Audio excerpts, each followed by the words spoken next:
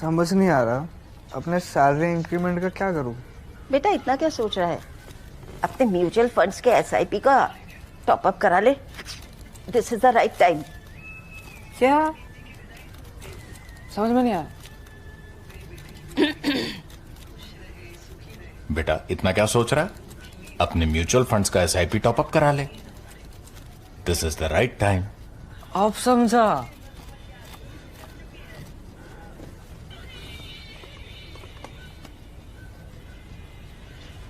Mutual fund investments are subject to market risks. Read all scheme-related documents carefully.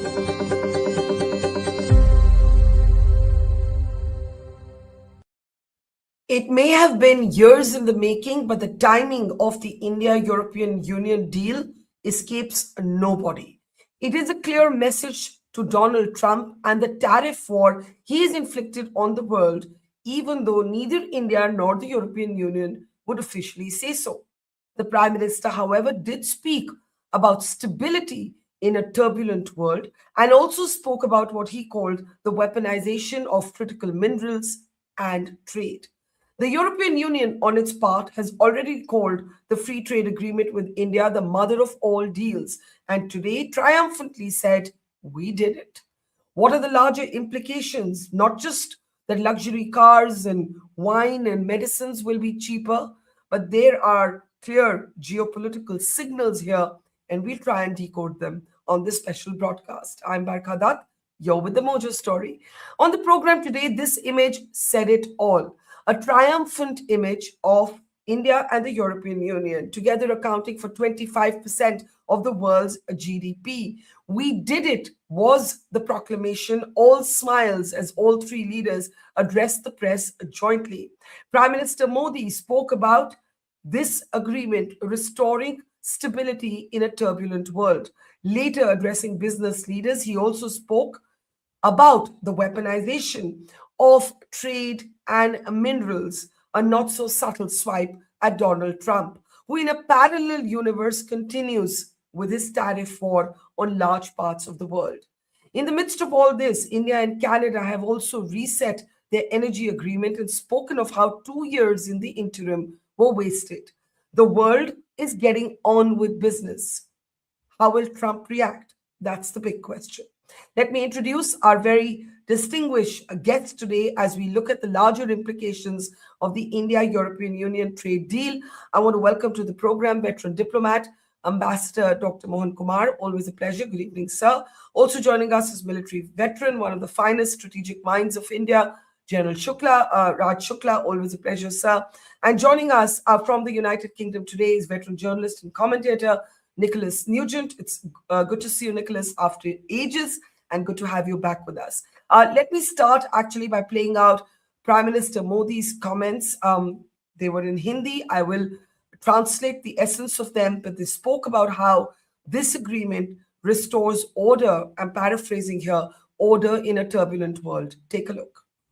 Friends, आज global order में बड़ी उथल पुथल है। ऐसे में भारत और यूरोपियन यूनियन की साझेदारी अंतर्राष्ट्रीय सिस्टम में स्थिरता को मजबूती देगी। इस संदर्भ में आज हमने यूक्रेन, पश्चिमी एशिया, इंडो पैसिफिक सहित कई वैश्विक मुद्दों पर विस्तार से चर्चा की। मल्टीलेटरलिज्म और इंटरनेशनल नॉर्म्स का सम्मान हमारी साझी प्राथमिकता है। हम एकमत है कि आज के चैलेंजेस का समाधान करने के लिए ग्लोबल इंस्टीट्यूशंस का रिफॉर्म अनिवार्य है। फ्रेंड, राष्ट्रों के संबंधों में कभी कभी ऐसा क्षण आता है जब इतिहास स्वयं कहता है, यहीं से दिशा बदली, यहीं से एक नया युग शुरू हुआ। भारत की और यूरोपियन यूनियन की यह ऐतिहासिक समिट वही क्षण है।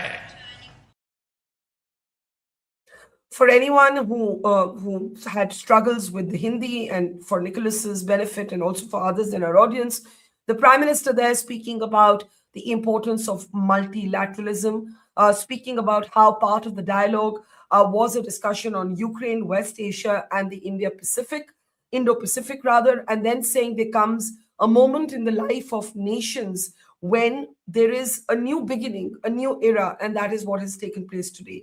The European Union was no less enthusiastic. We did it, was their response, all smiles, as both sides closed what has been called by the Europeans as the mother of all deals. Take a look. India has risen, and Europe is truly glad about it. Because when India succeeds, the world is more stable, more prosperous, and more secure. And we all benefit. Prime Minister Modi, dear friend, 1 year ago, the full College of Commissioners came to India. You mentioned it. And this is also a very special memory for me. It showed the seriousness of our intent and the strength of our commitment. Today, we reap the fruits of that commitment with our historic summit. And let me start with trade.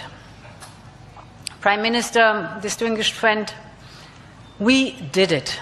We delivered the mother of all deals. We are creating a market of 2 billion people. And this is the tale of two giants, the world's second and fourth largest economies. Two giants who choose partnership in a true win-win fashion. All right, let's open this up and try and understand it now for what it really is. Ambassador Mohan Kumar, I'd like to start with you. Is there the very obvious subtext, take that Trump, or would you be diplomatic and not see it like that? So thank you very much, Barkha, for having me on this show. I have a slightly different take, and let me explain this. First, the backdrop to the multilateral trading system is that the WTO and the MFN-based trade has collapsed. So all future trade is going to be reciprocal, preferential, and FTA-based. The second point I want to make is that this is a free trade agreement. The one we are negotiating with the United States is a bilateral trade agreement. For trade experts like me, this is a huge distinction. And it is not a distinction without a difference. It is a really, really different ballgame altogether. Third, India has only about 5 or 6 partners with which we have more than $100 billion in trade. US, EU, ASEAN, GCC, and China. China, we can't have a trade deal. ASEAN, we already have a trade deal. GCC, we have zeroed in on UAE, and we have a comprehensive trade deal. So to me, that leaves out EU and US. I'm particularly happy that the EU has, the trade deal has happened. It's happened also because we've been negotiating it for some time. So my view is we also need the deal with the United States. If we have to get to $10 trillion, 40% of our GDP is international trade. To the extent that sends a signal to the US, I would like that signal to be the following: that India is open for business. You ignore India at your peril, and therefore let's do a deal. That would be my signal. I don't believe there are other geopolitical signals necessarily, because it just happens that the EU deal has come to fruition after 20 years. So you can't even say this all began a year ago and we tried. I opened by saying it took years in the making. So I completely concede that. But just one quick follow-up before I go to the other two guests. I agree that this does not mean that India does not want or need the trade deal with the United States. But the European Union signals are clear.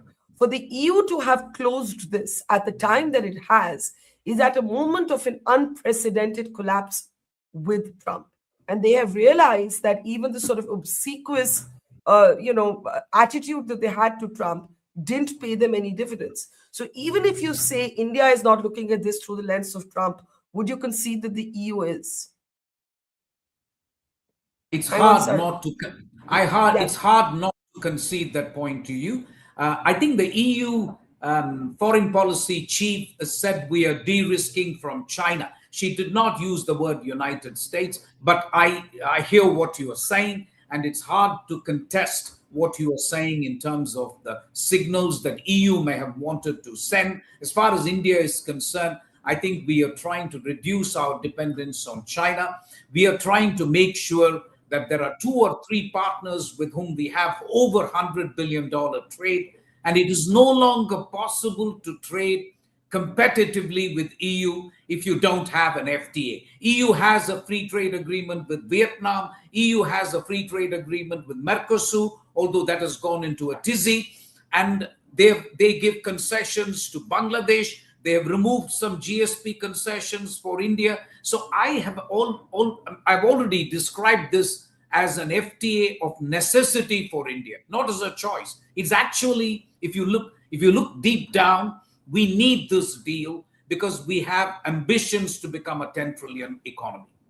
Okay, let's bring in General Shukla. Do you agree with Ambassador Mohan Kumar that this has not diminished the need for the trade deal with the United States of America? It has signaled only that India is open for business and that India will move on in the best way that India can in the circumstances. I found the focus on order, on international norms, on the fact that Prime Minister, specifically General Shukla, spoke about West Asia, the Indo-Pacific, even Ukraine, very interesting. How do you look at what's happened?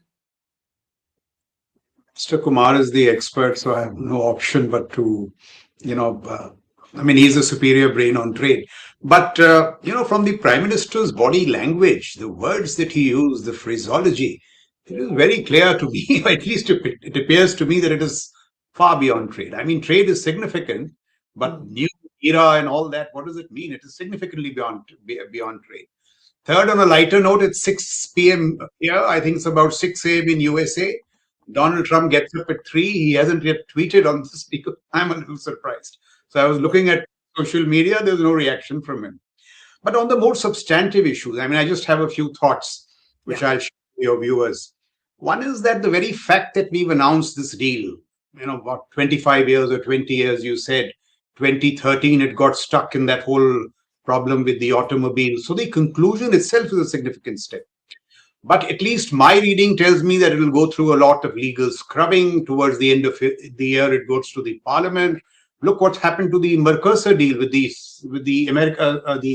Latin Americans. It didn't get past parliament, and now I think it goes to the European Court of Justice, where the delay could be 2 years. So I don't know, Ambassador Kumar is the expert, but it is not done as yet. It's a significant move. That is one. Two, if you look at the fine print, it cannot be denied that there are significant economic gains. Look at the scale of the market. The tariff cuts is 4 billion euros. Look at what it's going to do to the costs of the BMW, the Volkswagen. It's going to be substantive. Even the other issues of wine and fish, leather, so on and so forth. The Prime Minister is certain is going to create jobs, is going to open more opportunities in manufacturing. So all that is certainly good news if it works out. But the Prime Minister also said that it is a blueprint for prosperity, which means it is beyond mere trade. Von der Leyen very significantly said it's a geopolitical stabilizer and a new global order. She said it.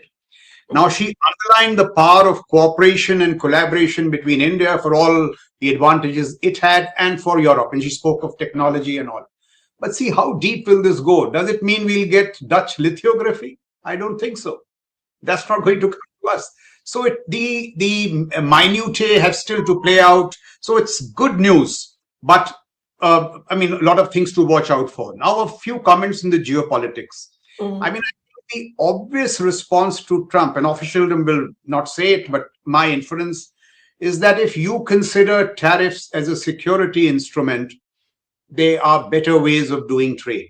So I think both EU and India, and it had to happen at some time, We are telling Trump that, listen, we'll manage your style, we'll deal with your style, but on substance, we'll stand up. That's exactly the message coming from Mike Carney. But you see now, the other issue, is it far beyond that? If the world's second and fourth largest economies sign a deal of this magnitude, does it reinforce the Mike Carney proposition of middle getting together? The middle powers, yeah, Mark Carney, yes. If we do get together, then as Ambassador Kumar said, we are signaling that there are supply chains and markets beyond the United States. I mean, that is a possibility. The larger issues are this. There are some other issues also. Can India and Europe come together to checkmate the the literal streamlining of European markets by the Chinese? I was in Europe 2 months back. They are in severe trouble. On EVs and green technologies, the Chinese are streamlining those markets. So can a convergent Indian-European value proposition in products, energies, technology compete with the Chinese juggernaut? Early days, Chinese are far stronger. Aspirationally, is it a challenge to ASEAN, China? I mean, a long way off, but perhaps the beginning. And what will the implications of this be on the Russians? I mean, cheaper wines, olive oil, all right. But, there are this woman who's appearing on your screen, I think, Kalas, just in October last, she was lecturing us on human rights, on the cost of buying Russian oil. I mean, those things will be behind us, but they may resurface at any time. What I think did not get sufficiently underlined was the defense pact, which also seems to be in the making. I mean, Mr. Rajnath Singh met the delegation. And Barkha, as I said, I was in Europe 2 months back. I was amazed at the new vocabulary and grammar. Europe was talking about defense, security. Germany was talking of a $400 billion rearmament plan. And there, since I come from that background, this is one area we can really come together, in doctrine, strategies, TTPs, startups, business. So a lot, there is that is it. Can I make one final point? Just one final point, unless you want. But you see, there are significant roadblocks. The Europeans are a very regulatory, what shall I say, entity. I'm quoting Chancellor Merz as recent as Davos. He said that the European market was created to be a competitive one, and it has become the most regulatory market in the world. When von der Leyen spoke of AI, she spoke of, human centricity, trust, safety, nothing about capacities. Where are the frontier AI going to come? Now, this is the whole problem. It must not become elegant speech making and poor delivery, because if it is poor delivery, then neither will it signal to the Chinese, certainly not to Donald Trump. Okay, one of the very important things in all the points you've made is this even going to be real, or is it going to go through prolonged legal scrubbing?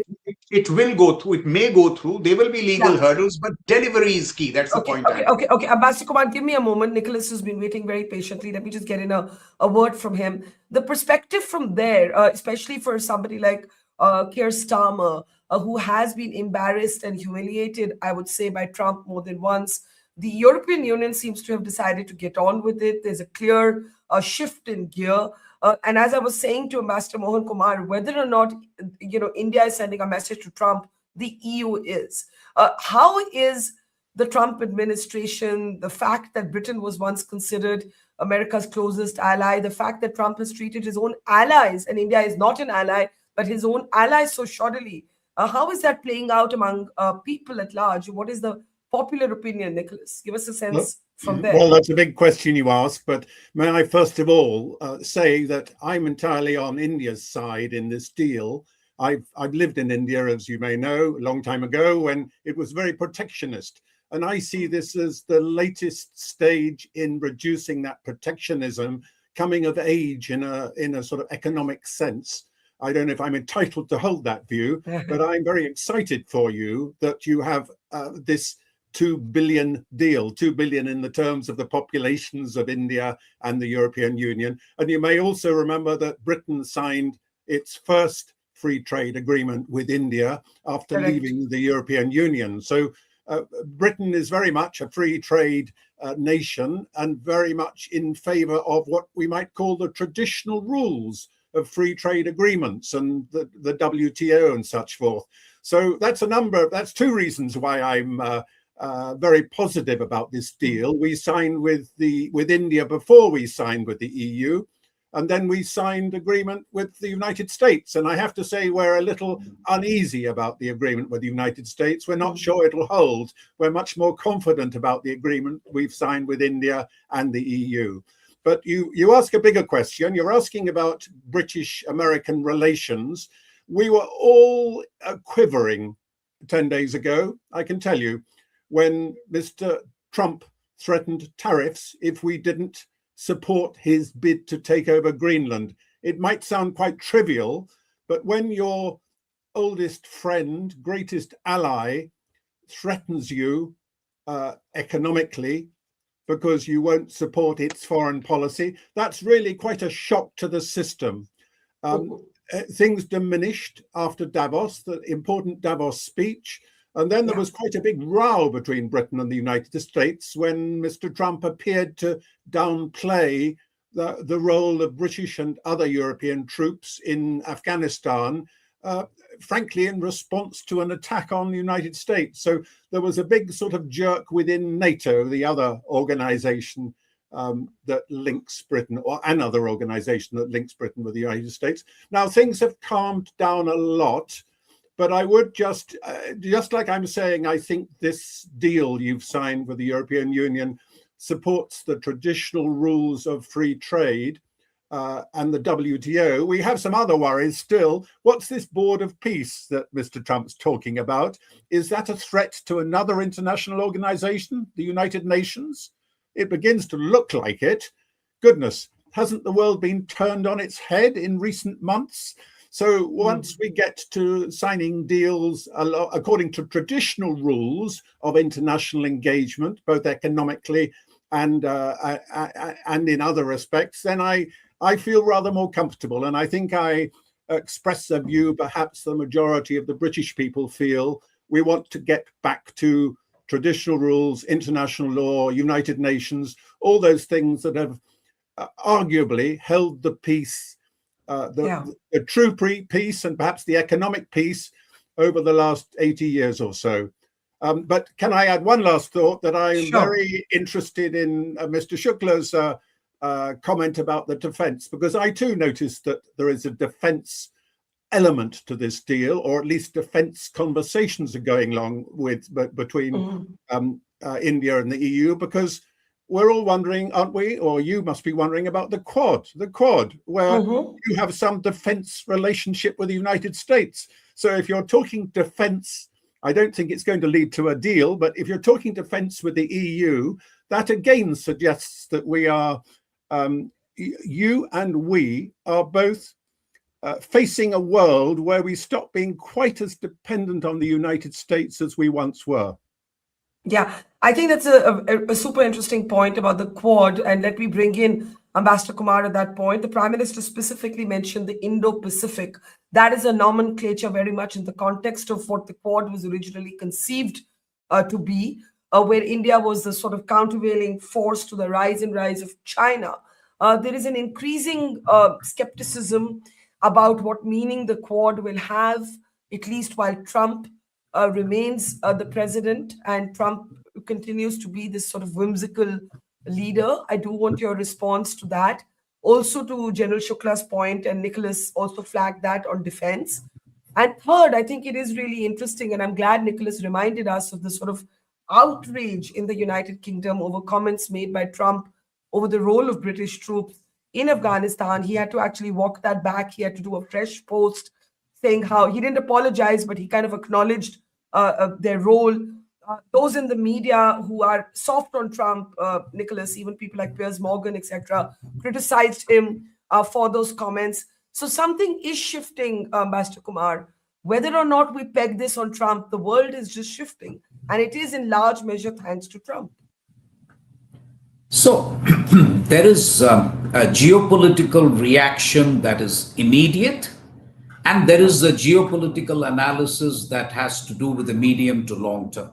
Let me begin by saying the National Defense Strategy of the United States, which was released 4 days ago, said very clearly that allies and partners have to step up in the Indo-Pacific. United States is not going to bear the burden alone.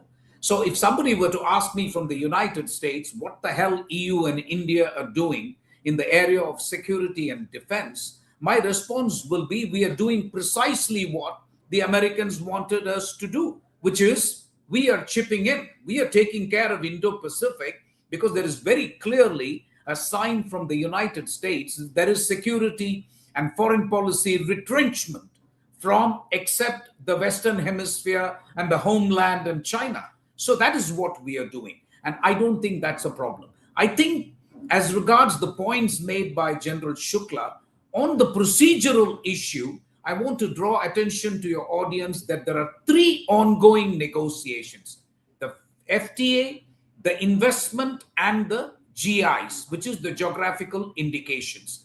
There is a reason why it is a 3-track, Barkha. This FTA belongs to what is known as exclusive competence of the Commission. Competence is a very loaded word in Brussels. What is exclusive competence? What is mixed competence? What is the competence of member states? This is the competence of Ursula von der Leyen and Antonio Costa. That is why they are doing the signing, or they are coming and announcing the talks. I do not expect too many procedural problems with this FTA. It will have to go through them, the legal scrubbing. The European Parliament will have to approve it. That's it. It doesn't go to the individual country's parliament. So I don't expect too many problems. Nobody can be sure, but that is my assessment. On the other questions that you pose, I still maintain that what countries are doing is to align their trade policy with foreign and security policy. The days of having a wonderful trade policy with China and having a wonderful security policy with the United States is gone. Because trade has become weaponized, as all of you have said. So what India is doing is that with regard to EU, just being a trading partner is not enough. And Europe itself wants to reduce dependence on the US when it comes to security. I genuinely believe India can play a role. And that is what the security defense partnership is all about. India can make small armaments. There can be co-designing, co-production of weapons. General Shukla will know this much more. There can be maritime security, for example. I think there can be joint exercises. EU has released an Indo-Pacific policy. So while we have excellent ties with Germany and France, I think it makes sense to have a defense partnership agreement. I still concede that it is an agreement in the making, but I think it's good that we are slowly aligning our trade policy with the security and foreign policy of our partners. So I think that is a very a point we should pick up. That gone are the days when your trade policy and your security and foreign policy could be on 2 separate tracks. In today's world, they have to converge. The question might be asked, where does that leave India and China? And we'll come to that in just a moment. But since there has been so much talk about weaponizing trade, the Prime Minister actually said as much, later speaking to business leaders. And I want to just play out that statement, and I'll come right after that to you, General Shukla. Take a look. आज विश्व में व्यापार, technology और critical minerals को weaponise किया जा रहा है। हमें साथ मिलकर अपनी निर्भरताओं को डी रिस्क करने की आवश्यकता है। क्या हमारी बिजनेस कम्युनिटी मिलकर ईवीज, बैटरीज, चिप्स और एपीआईज में बाहरी निर्भरता घटा सकती है? क्या हम भरोसेमंद सप्लाई चेन का साझा विकल्प खड़ा कर सकते हैं?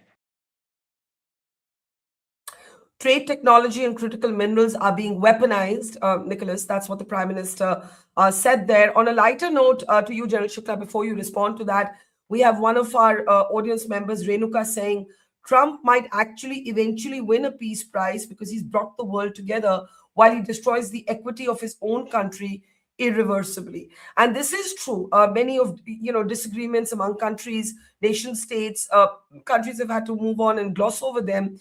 and I think Ambassador Kumar makes this very interesting point that trade is now firmly aligned with security because Trump weaponized them. Once Trump weaponized them, you can no longer keep them separate. General Shukla. Can't hear you, sir. Yeah, start again, Now, sir.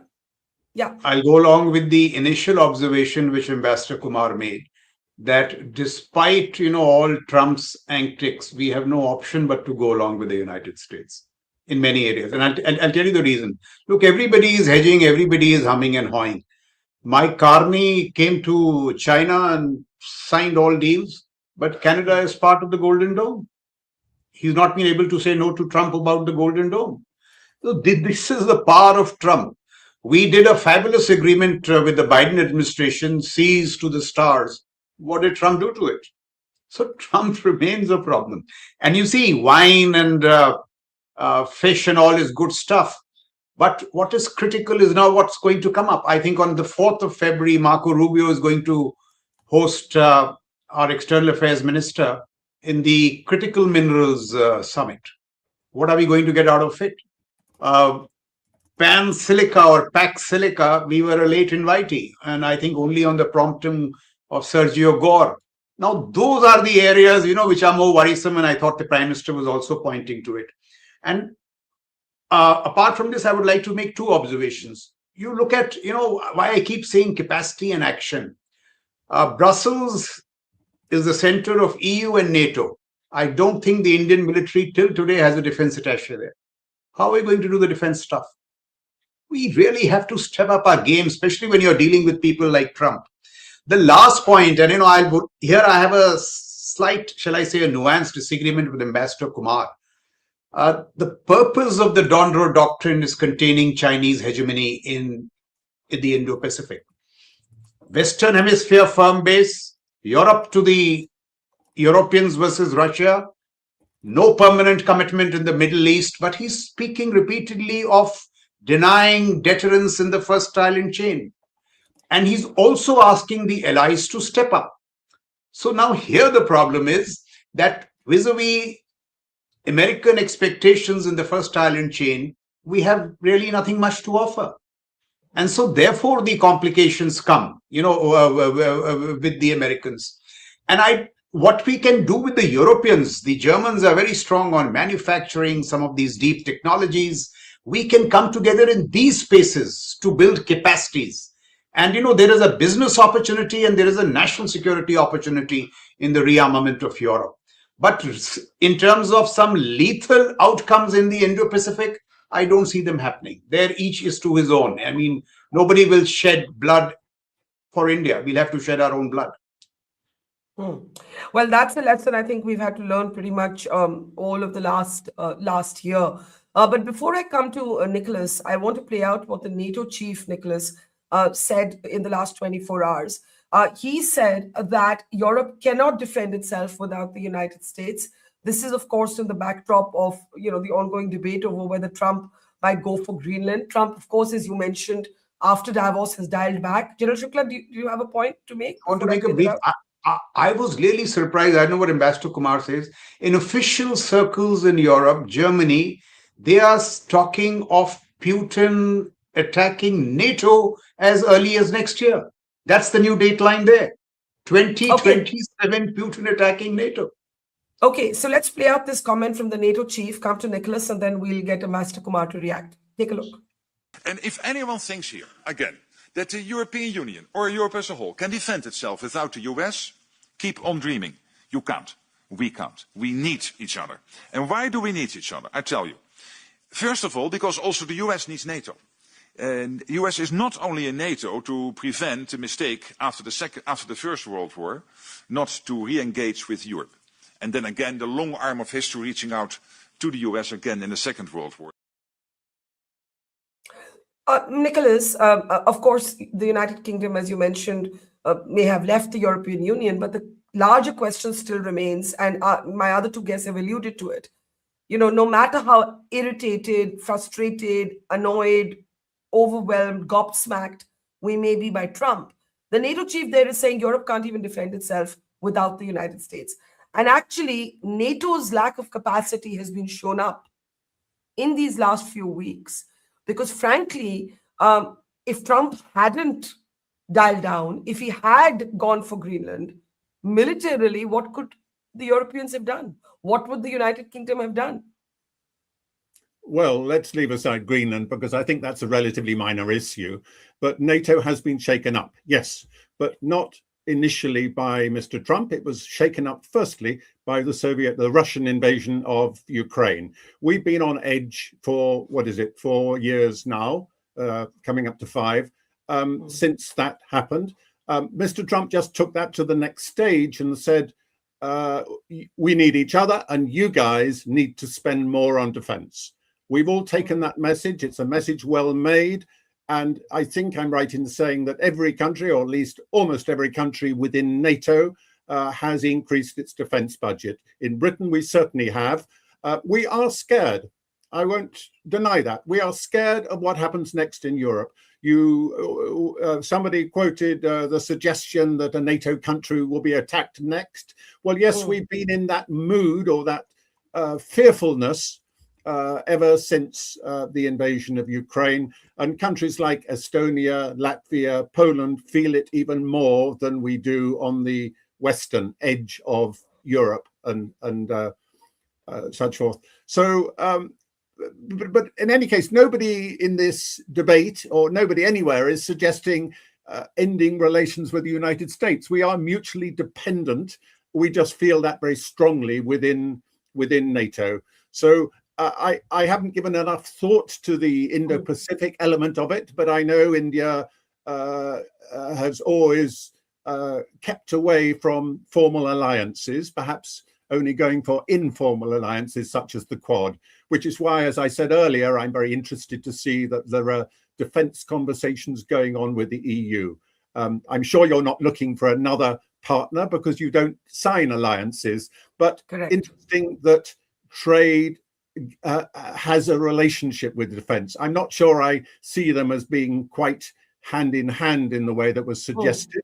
But yes, if you're strengthening your economic ties with the European Union, it makes sense to at least discuss security and defense.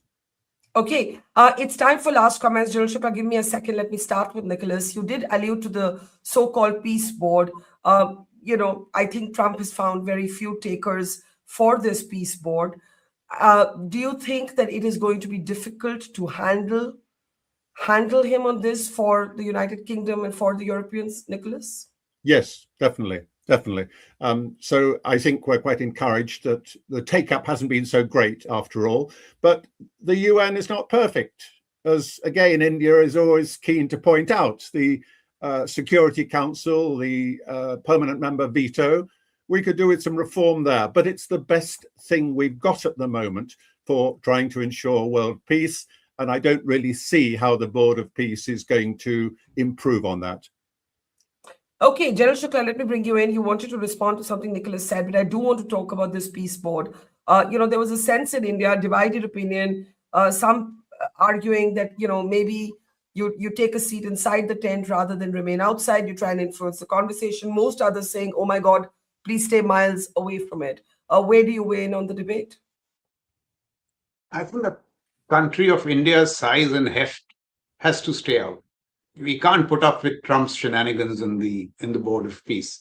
But I would like to make, I wanted to make one point about the insight into the Trump mind.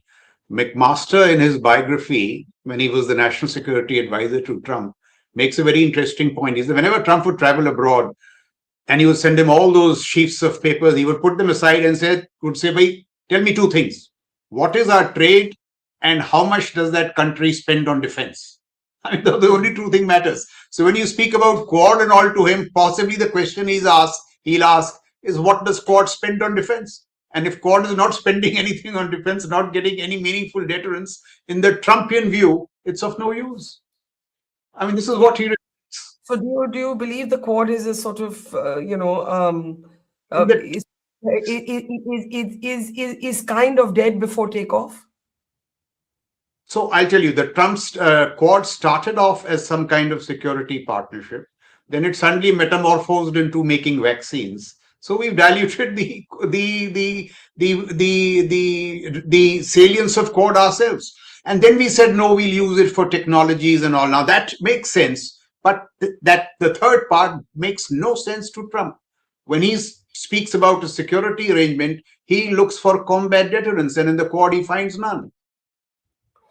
Let me give the last word to you, Ambassador Kumar. You still believe that, and nobody has disagreed, as Nicholas pointed out, that India still wants the deal with the United States of America. But I do believe that Modi's comments today, though they did not name Trump, were pretty obvious in a way that we haven't seen the Prime Minister being in any public setting. When he speaks about the weaponization of trade and minerals, there is no guessing on who or what he's talking about. What is your best estimate on what happens to the Quad, what happens to Indo-US relations going forward? And on the peace board, do you agree with Nicholas and General Shukla that it's a sort of, thank God there aren't more countries going for it, so that the country that sits out isn't the one to be noticed by Trump and his ego? So my view is that I think whatever people say, it seems clear to me that on the deal, on the FTA itself, this is an excellent deal. On the weaponization that the Prime Minister talked about, he could equally be talking about the Chinese weaponization of rare earths. So I'm just saying there is not one, but there is a general weaponization that's going on, and India has a right to defend itself. On the Board of Peace, Barkha, I'm writing something, it's going to be published, so I don't want to kind of second guess that. But my view is, I'm taking a legal view, which is Article 2 of that Board of Peace Charter, makes it clear that you do not have to participate in peace operations without the consent of the member state. It's worth looking at. It's also worth looking at Vienna Convention on the Law of Treaties, which entitles you to an interpretative declaration, but not a reservation. Reservations are forbidden by the Board of Peace Charter, but we could make an interpretative declaration. Let's not beat around the bush. Our existential angst is about Kashmir. There is no other thing, frankly. I mean, if you dig deep down inside, everybody will tell you, what if this Board of Peace starts meddling in Kashmir? I think there are ways to get around it. My view, therefore, and my advice is we should wait it out, obviously. Not many countries are rushing forward. So let's mull over it. I would not rule out any options at this stage. All right, we leave it there. I think, as somebody said, General Shukla, I think it'll be interesting to see how Trump responds to the Indo-EU deal and the agreement that is being called the mother of all deals. That is going to be very interesting. And in fact, if he doesn't respond, that in itself will also be significant because he reacts to everything, right? And so if he chooses to actually not comment on this, is he taking 2 steps back? Is he more open to a sort of reconciliatory dialogue? We don't know. We'll find out soon. Thank you very much, gentlemen. It's been fascinating. To Nicholas, to General Shukla, to Ambassador Mohan Kumar, always a pleasure. And to our audience, thank you. See you tomorrow. It's great to see you here. Thank you for watching our work. If you haven't subscribed yet, don't forget to click the bell icon and subscribe to Mojo Story and support independent, robust journalism.